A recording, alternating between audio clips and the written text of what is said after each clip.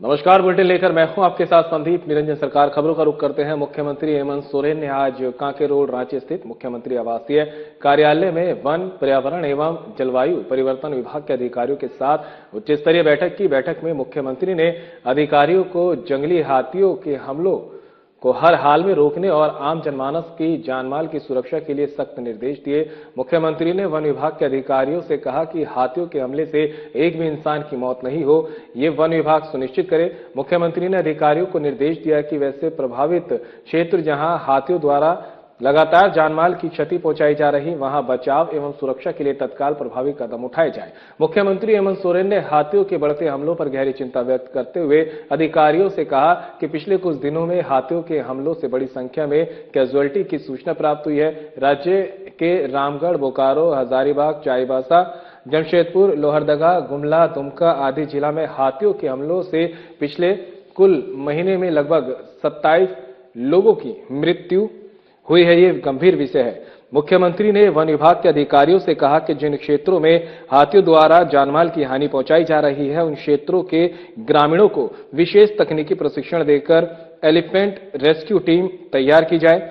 ग्रामीण क्षेत्र से हाथी के विचलन को रोकने के लिए तमाम उपाय किए जाएं। ग्रामीणों को मशाल जलाने के लिए डीजल एवं केरोसिन तेल, पुराने टायर, टॉर्च, सोलर सायरन इत्यादि उपलब्ध कराए जाए ताकि ग्रामीणों को हाथी भगाने में सहूलियत हो सके।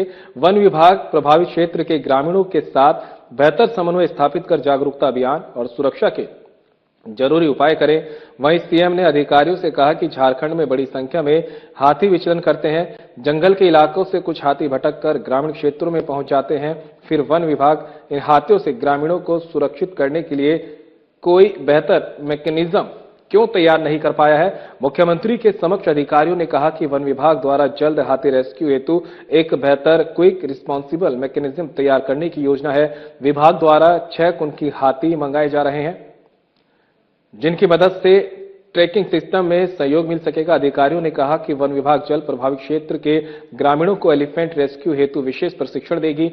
मुख्यमंत्री को अधिकारियों ने अवगत कराया कि एलिफेंट रेस्क्यू सिस्टम को मजबूत कराने और बनाने को लेकर विभाग द्वारा एलिफेंट रेस्क्यू विशेषज्ञ की मदद भी ली जाएगी। मुख्यमंत्री हेमंत सोरेन ने वन विभाग के अधिकारियों को निर्देश दिया कि किसी भी प्रकार की जानमाल की क्षति को घटना होने पर मुआवजे की राशि पीड़ित परिवार को प्रदान करने में विलंब न हो, यह हर हाल में सुनिश्चित किया जाए। उन्होंने कहा कि जानवरों के हमले से अगर किसी भी व्यक्ति की मृत्यु है तो उस घटना के 12 दिन के भीतर पीड़ित परिवार को मुआवजे की पूरी राशि मिलनी चाहिए। सीएम ने अधिकारियों को निर्देश दिया कि एनिमल अटैक से संबंधित कंपनसेशन के जो भी प्रावधान पहले से बनाए गए हैं, उन नियमों में आवश्यक संशोधन कर पीड़ित परिवारों को जल्द से जल्द राहत पहुंचाने निमित्त एक प्रभावी नियमावली बनाई जाए। ऐसे मामलों में पीड़ितों को न केवल नियम के तहत राहत दी जाए, बल्कि उसमें कोई देरी नहीं हुए सुनिश्चित किया जाए। ग्रामीण क्षेत्रों में रहने वाले लोग अक्सर हिंसक जानवरों के हमले का शिकार होते हैं, जिससे उनकी न केवल मौत होती है बल्कि आजीविका के प्रमुख स्रोत फसल और पशुधन भी प्रभावित होते हैं।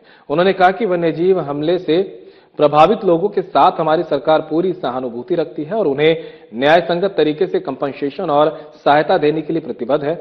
मुख्यमंत्री हेमंत सोरेन ने पिछले 5 वर्ष में हुए कैजुअलिटी की संख्या और कंपनसेशन की संख्या से संबंधित डेटा राज्य सरकार को उपलब्ध कराने का निर्देश वन विभाग के अधिकारियों को दिया है।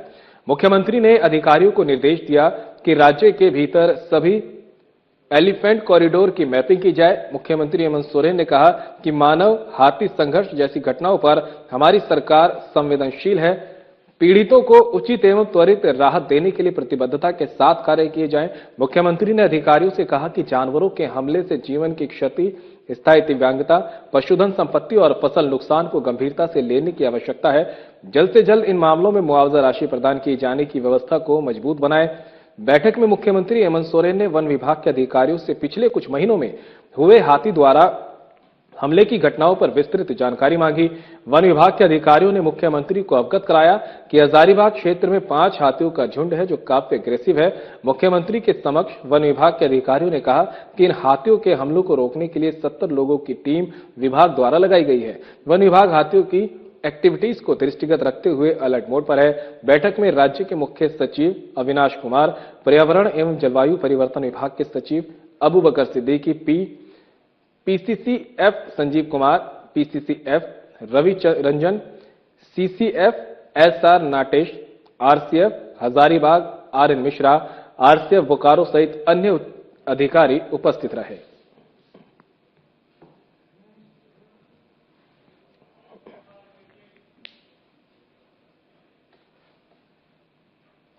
झारखंड के पूर्व मंत्री केएन त्रिपाठी ने दावा किया है कि नगर निगम चुनाव के बाद राज्य में बीजेपी गठबंधन की सरकार बनेगी। कहा, राज्य की सरकार अपराधियों को संरक्षण दे रही है। मुख्यमंत्री तो समय देते नहीं है कि उनसे बातचीत की जाए, लेकिन मैं मीडिया के माध्यम से मुख्यमंत्री को सचेत कर रहा हूं कि वह ऐसा होने ना दे, नहीं तो राज्य की भयावह स्थिति हो जाएगी। कहा, आज अपराधी खुलेआम लोगों को धमकी दे रहे हैं, अपराधी 10-10 गाड़ियां लेकर घूम रहे हैं और राज्य सरकार का उन्हें संरक्षण प्राप्त है। मैं सरकार को आगाह कर रहा हूं, केंद्र पर अंकुश लगाएंगे।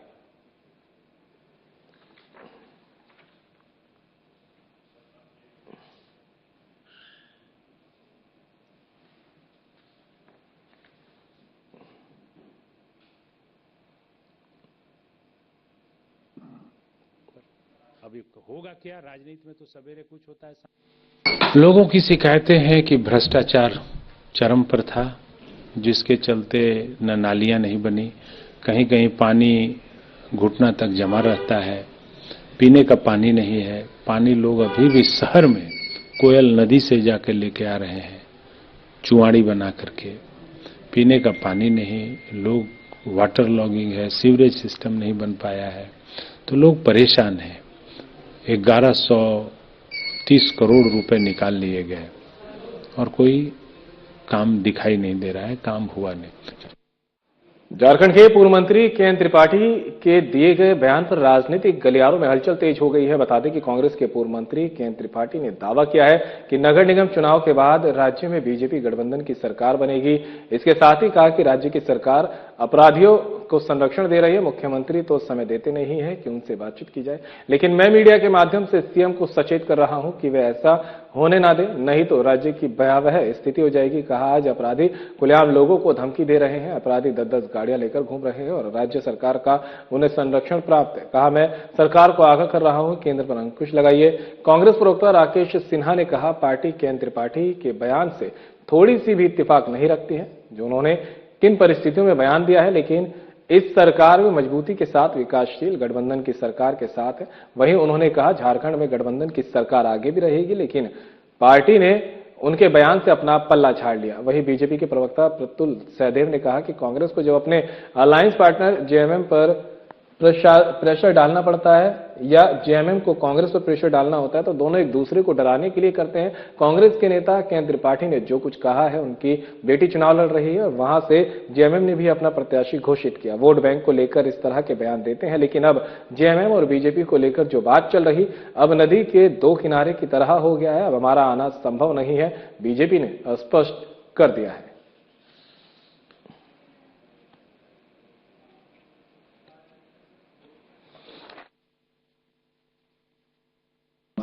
आपने कहा कि जेएमएम समर्थित, आप कल 2-3 दिन पहले बोल रहे थे कि भाजपा जेएमएम दोनों सब मिलकर सरकार बनाने। देखिए, एक बात है कि जब कांग्रेस पार्टी के समर्थन से सरकार चल रही है, कांग्रेस पार्टी ने 7 चुनाव लड़ी थी, तो इसके बाद बार बार यह बात आना कि भाई भारतीय जनता पार्टी के संपर्क में रहना, उस तरह की बात आना कि नहीं भाजपा के संपर्क में झारखंड मुक्ति की मोर्चा के नेता हैं, ये हम लोगों को आहत करता है। तो मुझे लगता है कि इस तरह की घटनाएं सरकार को नहीं करनी चाहिए। हम लोग तो इससे भी आहत हैं कि पूरे पलामू जिला को अपराधियों के हवाले कर दिया गया है। यहाँ का पूरा तंत्र जो है, सरकारी तंत्र, अपराधियों के इशारे पर चल रहा है। अपराधी खुलेआम घूम रहे हैं, 30-30, 40-40 गाड़ी लेकर के घूम रहे हैं, जहां जिसको इच्छा हो रहा है लोगों को धमकी दे रहे हैं, पॉलिटिकल लोगों को फोन कर रहे हैं। तो ऐसा नहीं चलेगा, ये तो प्रजातंत्र है। आप कौन होते हैं किसी को ये कहने के लिए कि आप किसके साथ खड़ा हो, किसके साथ न हो, किससे बात करें, किससे न करें, किसके पक्ष में बोलें, किसके विपक्ष में बोलें, आप क्या सोचें क्या नहीं सोचें। आप यदि नहीं इस तरह की घटनाएं घटेंगी कि आप सोच पर लगाम लगा दीजिएगा, एक्शन पर लगाम लगा दीजिएगा और सरकार वहां बैठी रहेगी, इसका मतलब क्या डाल्टनगंज गुलाम हो चुका है? पलामू क्या गुलामी में आ गया? ये तो नहीं है, इसको नहीं बर्दाश्त किया जा सकता है, इसका विरोध किया जाएगा। तो डाल्टनगंज को गुलाम नहीं बनने देंगे हम लोग इसको, यहाँ के लोगों को गुलाम बनाना चाहते हैं। वो बॉम्बे में सिनेमा दिखाई देता है ना कि हफ्ता दो, तो ये मुझे लग रहा है कि डाल्टनगंज को ऐसा बनाने के लिए सरकार कर रही है। तो मैं फिर भी सरकार से, माननीय मुख्यमंत्री जी को बताना चाहता हूं कि आपसे मिलने का समय तो मिल नहीं रहा है, तो कम से कम मीडिया के माध्यम से आप जान जाइए कि पलामू जल रहा है, भय के आक्रांत में है, परेशान है, और पलामू के लोग आपसे बहुत परेशान हैं। आप समर्थन दिए हैं ना एक उम्मीदवार को, आपको उसका वोट बता देगा कि पलामू का क्या स्थिति है। मतलब क्या लगता है कि सरकार अपराधियों को संरक्षण दे रही है? दे रही है, इसमें शंका की कहां बात है? ये तो दे रही है, तो दिख रहा है। और ये सच बोलने के लिए मुझे किसी से परमिशन की जरूरत है? तो एक बार आपने कहा कि चुनाव के बाद भाजपा और जेएमएम सरकार बनाने जा रही है। नहीं, मैं कह रहा हूं कि वो टच में है, भाजपा के टच में है, उनको टच में नहीं रहना चाहिए सरकार के मसले पर। अभी होगा क्या, राजनीति में तो सवेरे कुछ होता है, शाम को कुछ होता है, दोपहर में कुछ हो जाता है। तो मैं ये नहीं कह सकता कि सरकार बन ही गई, लेकिन वो लोग भाजपा के टच में है, ये मैं कह रहा हूं। तो फिर कांग्रेस कहां? कांग्रेस को क्या? कांग्रेस अपने आप में सक्षम है। आप कांग्रेस, किस कांग्रेस की बात करते हैं? कांग्रेस की गांधी की कांग्रेस है, महात्मा गांधी की कांग्रेस है, इंदिरा गांधी का कांग्रेस है। कांग्रेस अपने आप में सक्षम है, पूरे राज्य में बहुत मजबूत है। मतलब अपराधियों की गिरफ्त में सरकार है, आप भी मानते हैं? अपराधियों को संरक्षण दे रही है पूर्ण रूप से? मुझे जो कहना था मैंने कह दिया। देखिए, पार्टी के त्रिपाठी जी के बयानों से थोड़ी सी भी इत्तेफाक नहीं रखती है। उन्होंने किस परिस्थिति में, किस स्थिति में इस प्रकार का बयान दिया है, ये वो जाने। लेकिन हम महागठबंधन के अंदर पूरी मजबूती के साथ और एक विकासशील सरकार इस राज्य में चला रहे हैं। जनता ने हम पर दोबारा भरोसा किया है। यह महागठबंधन के विकास कार्यों का ही देन है, और हमें यह लगता है कि 2029 में भी इस राज्य में महागठबंधन भारतीय जनता पार्टी का सुथरा पूरी तरह साफ करके रहेगा। अब भारतीय जनता पार्टी के लिए इस राज्य में कहीं कोई जगह नहीं है। तो ऐसे बयान किस परिस्थिति में, किस स्थिति में उन्होंने दिया है, तो ये वो जाने। लेकिन पार्टी उनके बयान से दूर दूर तक इत्तेफाक नहीं रखती है। देखिए, कांग्रेस को जब भी अपने एलआई जेएमएम पर प्रेशर डालना होता है, और जेएमएम को जब कांग्रेस पर प्रेशर डालना होता है, इसी तरीके की बातें करते हैं। बीजेपी कॉमन फैक्टर है दोनों एक दूसरे को डराने का। और जेएमएम की सरकार है साहब, यहाँ कांग्रेस तो सेकंड दर्जे की पार्टी है। कांग्रेस की जो नीति निर्धारण में कुछ भी नहीं होती है। केएन त्रिपाठी ने जो कुछ भी कहा उसके लोकल फैक्टर भावी हैं, उनकी खुद लड़ रही है चुनाव, और वहां पर जेएमएम ने भी प्रत्याशी दिया हुआ है। तो वो चाहते हैं कि जो उनके वोट हैं, जो भाजपा को नहीं देते हैं दूसरे लोग, वो सब लोग एक साथ कांग्रेस में आ जाए, जेएमएम को मिलेगा। क्योंकि जेएमएम और हमारी वैचारिक दूरी कितनी हो गई है, जब हम नदी के दो किनारे भी नहीं, समुद्र के दो किनारे हैं, जो एक दूसरे को देख भी नहीं सकते। हमारा आना तो संभव ही नहीं है। जमशेदपुर के प्रसिद्ध दो मुहानी संगम घाट पर इस वर्ष भी महाशिवरात्रि के पावन अवसर पर आस्था का भव्य महासंगम देखने को मिलेगा। पूर्व मंत्री बन्ना गुप्ता ने प्रेस कॉन्फ्रेंस कर जानकारी दी है कि हर साल की भांति इस साल भी दो मुहानी नदी तट पर विशेष गंगा के तर्ज पर महाआरती का आयोजन किया जा रहा है, जो नदी पूजन के रूप में संपन्न होगा। इस अनुष्ठान के लिए वाराणसी से आए पंडितों द्वारा विधिवत वैदिक मंत्रोच्चार के साथ आरती कराई जाएगी, जिससे पूरे घाट का वातावरण भक्तिमय हो जाएगा। इस आयोजन की अगुवाई राज्य के पूर्व मंत्री बन्ना गुप्ता द्वारा की जा रही है।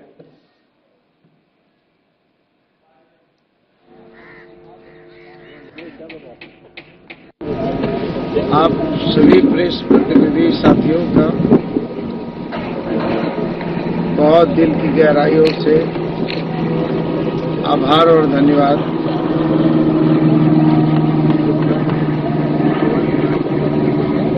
आज हम सभी लोग दो महीने के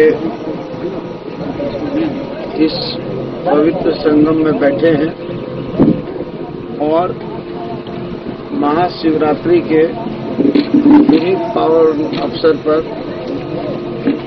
हर वर्ष की भांति इस वर्ष भी गंगा आरती का आयोजन भव्य रूप से किया जाना है। तो वहीं चतरा में नगर परिषद चुनाव को लेकर भी अब सियासी सरगर्मियां तेज हो गई है। चतरा में नगर परिषद चुनाव की अगर बात करें तो परिषद चुनाव को लेकर भारतीय जनता पार्टी युवा मोर्चा के द्वारा एक भव्य युवा संवाद कार्यक्रम का आयोजन किया गया है। कार्यक्रम में बड़ी संख्या में युवाओं ने भाग लिया और बीजेपी समर्थित अध्यक्ष पद के उम्मीदवार विद्यासागर आर्य के पक्ष में मतदान कर उन्हें विजय बनाने का संकल्प लिया। बैठक में बीजेपी जिला अध्यक्ष रामदेव सिंह भोक्ता, पूर्व जिलाध्यक्ष अशोक शर्मा, युवा मोर्चा अध्यक्ष सुमन सौरभ सहित कई गणमान्य कार्यकर्ता उपस्थित रहे। वक्ताओं ने कहा कि नगर परिषद में विकास, पारदर्शिता और युवाओं की भागीदारी सुनिश्चित करने के लिए विद्यासागर आर्य को विजयी बनाना आवश्यक है।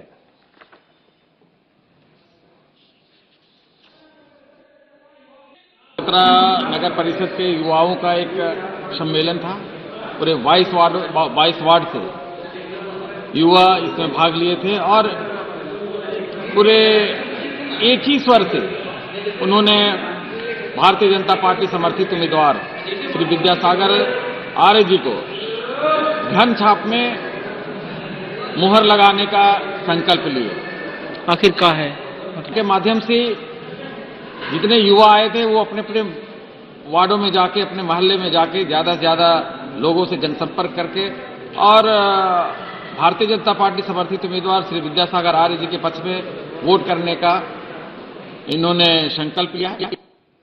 चास नगर निगम में सत्ताधारी दल झारखंड मुक्ति मोर्चा के समर्थित उम्मीदवार उमेश ठाकुर ने आज निगम के वार्ड नंबर 29-30 में जनसंपर्क अभियान चलाकर लोगों को अपने पक्ष में मतदान करने की अपील की है।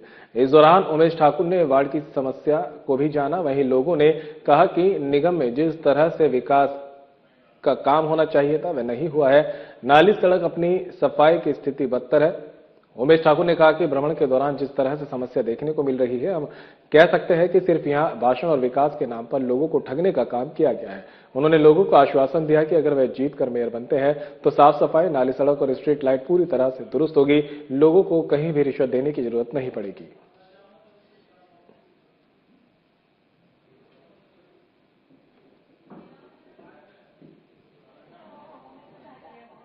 अभी हम लोग 30 नंबर वार्ड में निकले हैं, घर घर डोर जा रहे हैं। स्थिति देखिए यहाँ का नाला का है और रोड भी नहीं है, न रोड है नाला है, कुछ नहीं है। यहाँ पे बगल में घर है और ऐसा स्थिति यहाँ पर है कि मान लीजिए घर में यहाँ आदमी सब बैठता उठता है, नाला का बदबू कचरा से भरा हुआ है और हर वार्ड में इसी तरह का व्यवस्था है। कहीं रोड और कहीं नाले नहीं है। कैसा विकास हुआ हमको समझ में नहीं आ रहा है। जनता आपको चुनती है तो पहली प्राथमिकता क्या रहेगी आप? जनता तो चुनबे करेगी, वो निर्णय जनता ले चुकी है और सबसे पहले काम ये होगा जैसे हम डोर टू डोर आज जनता के बीच में जा रहे हैं। चास नगर निगम चुनाव में आदर्श आचार संहिता की खुलेआम धज्जियां उड़ाई जा रही है। प्रशासन की इस तरफ नजर नहीं है। चास नगर निगम क्षेत्र में मेयर और वार्ड पार्षद के उम्मीदवार सरकारी पानी टंकी तक के इस्तेमाल प्रचार में कर रहे हैं, जहां वे अपने प्रचार का पोस्टर लगा दे रहे हैं। चास के बंसीडीह हरिमंदिर स्थित सरकारी पानी टंकी में भी ऐसा ही एक मामला देखने को मिला है। हालांकि चास के एसडीपीओ प्रवीण कुमार सिंह ने बताया कि होर्डिंग बिना अनुमति के नहीं लगाना है। सरकारी संपत्ति में प्रचार सामग्री का इस्तेमाल नहीं किया जाना है। अगर इस तरह का मामला सामने आया तो जांच कर संबंधित प्रत्याशियों पर मामला दर्ज किया जाएगा।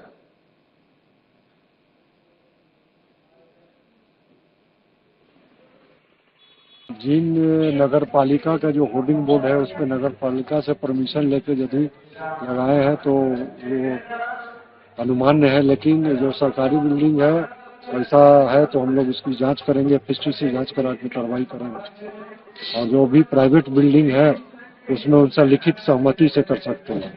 जो भवन मालिक है उसके लिखित सहमति से कर सकते हैं। पानी टंकी के पास जो है कि बैनर लगाया गया, हम लोग एफएसटी से इसकी जांच करवा लेते हैं, एफएसटी के मजिस्ट्रेट को वहाँ भेजते हैं, कार्रवाई करिए।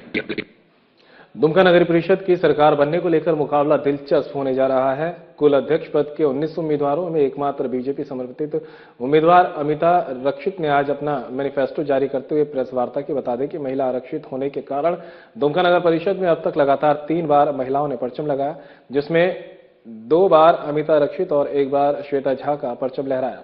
इनके कार्यकाल में कितना विकास हो पाया ये तो 23 तारीख को जनता तय करेगी। चुनाव में दिलचस्प मुकाबला देखने को मिलेगा।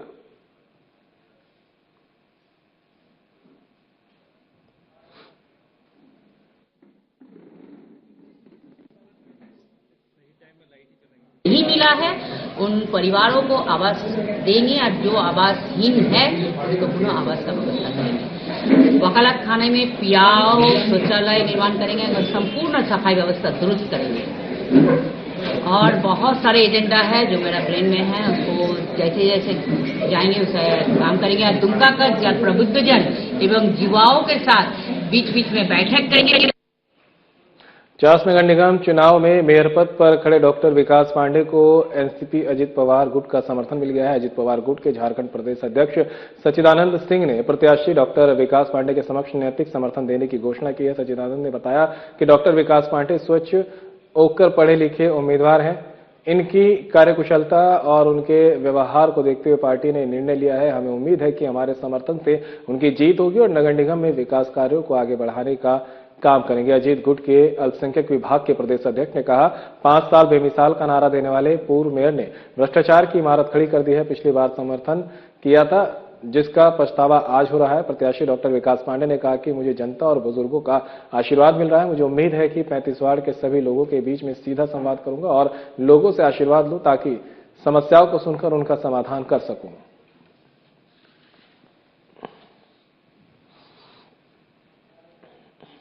मैं पूरा कर रहा हूं।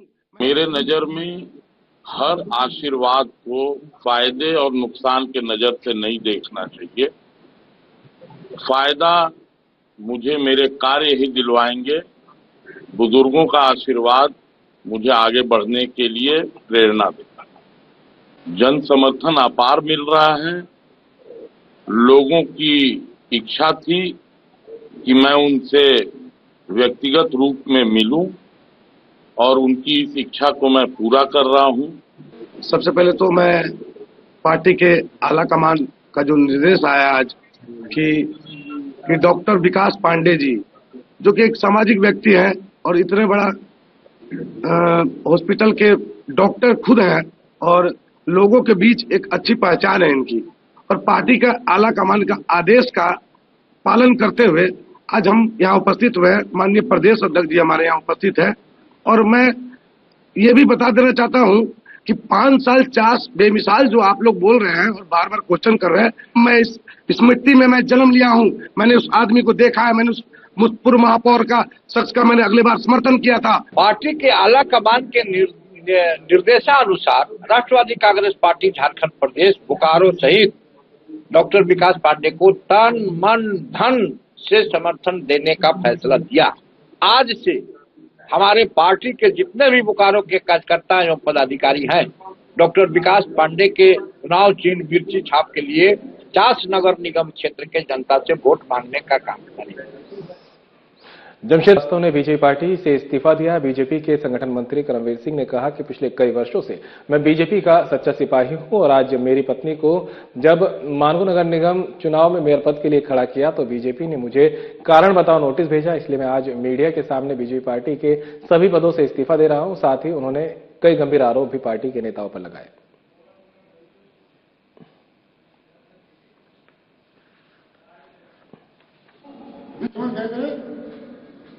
पार्टी में वैसे पूंजीपतियों का स्थान है जो भारतीय जनता पार्टी के संगठन महामंत्री को राडो का घड़ी प्रेजेंट करेगा, जो संगठन महामंत्री को फॉर्च्यूनर गाड़ी खरीद के प्रेजेंट करेगा। पार्टी वो संगठन महामंत्री ने बेच दिया है।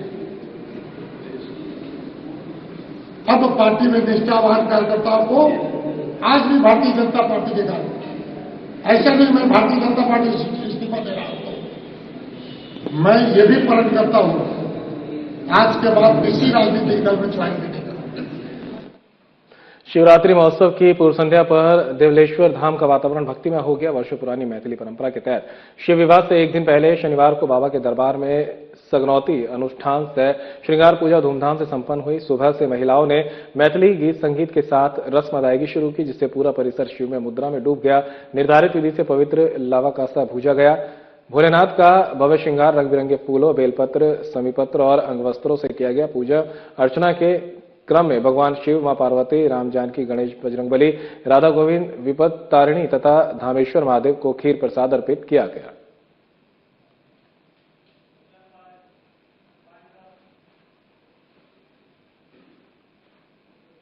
फिलहाल इस बुलेटिन में मेरे साथ इतना ही, दीजिए इजाजत, नमस्कार।